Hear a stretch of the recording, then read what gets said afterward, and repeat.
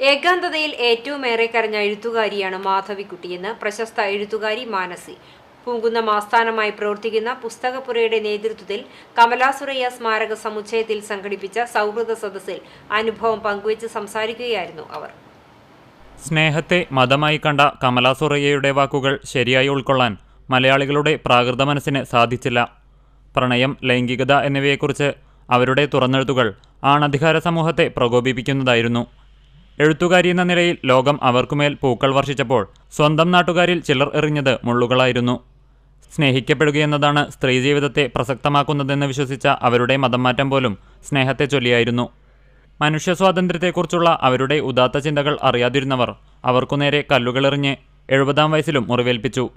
പുറമേ ധീരയായി പ്രത്യക്ഷപ്പെട്ടെങ്കിലും ഉള്ളിൽ അവർ കരയുകയായിരുന്നു.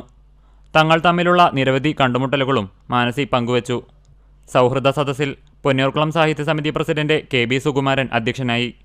കലാനിലയം ഗായത്രി പത്മനാഭൻ കമലാ സുരയ്യയുടെ വാക്കുകൾ, ഹിജടകളുടെ നൃത്തം എന്നീ കവിതകളുടെ നൃത്താവിഷ്കാരം നടത്തി.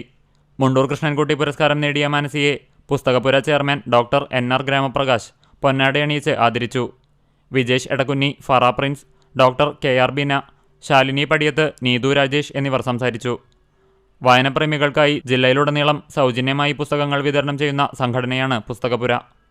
CCTV news, Ponniyoorkulam.